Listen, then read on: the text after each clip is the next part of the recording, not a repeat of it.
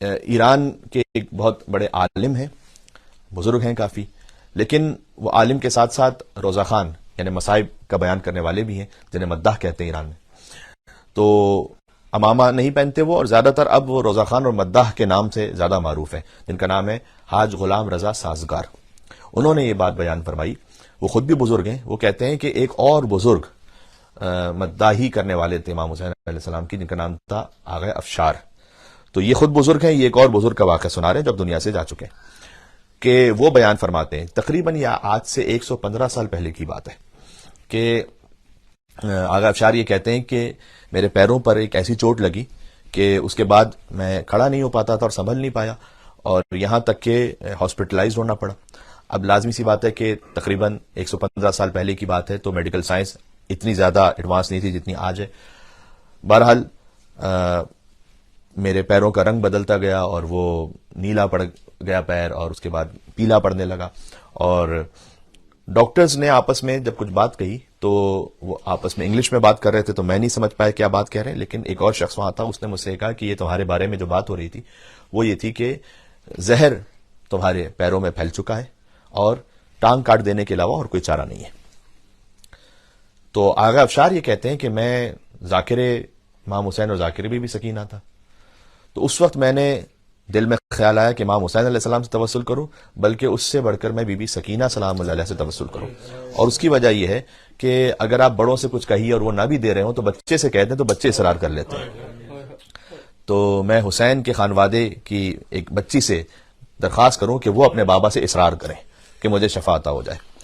اور وہ کہتے ہیں کہ میں اس رقت میں تھا کہ میں نے آغا صامت بروجردی کے اشعار پڑھنا شروع کی. آغا صامت بروجردی کی قبر آج بھی بروجرد میں ہے، صامتیہ ایک پارک ہے، اس کے اندر ان کی قبر موجود ہے، اور وہ بہت بڑے شاعر گزرے ایران میں جو مرثیہ گوئی کرتے تھے. تو انہوں نے تقریباً 30 بند سے زیادہ کا ایک مرثیہ کہا ہے بی بی رقیہ بنت الحسین کے لیے، اور وہ میں نے اشعار دہرانا شروع کیے. اور وہ اس میں سے میں چند مصرے آپ کو سناتا ہوں، اور بڑے منفرد ہیں وہ، کہ بود در شہر شام از حسین دختری. شہر شام میں ایک حسین کی بیٹی تھی، آسیہ فطرتی فاطمہ منظری، کہ وہ فطرت میں آسیہ تھی، دیکھنے میں فاطمہ تھی. تالیہ مریمی، جو مریم جیسی باوقار تھی، ثانیہ ہاجری، اور ہاجرہ کی دوسری تھی. عفت کردگار و عصمت اکبری، جو عفت کردگار بھی تھی اور ایک عصمت اکبری، عصمت کبریٰ پر فائز تھی. اس کا ایک مصرع آگے یوں ہے کہ او در 6 سالے 40 سال عقل 40 سالے داشت، کہ وہ تھیں تو 3 سال کی لیکن 40 برس کے سن کی عقل رکھتی تھیں. یہ 40 کا لفظ کیوں استعمال کیا انہوں نے مصرے میں؟ اس کی وجہ ہے اس لیے کہ جب حضرت حجت ظہور فرمائیں گے نا وہ 40 سال کے نظر آ رہے ہوں گے، یعنی کامل عقل رکھتی تھی، 6 سال میں کامل عقل رکھتی تھی وہ بی بی.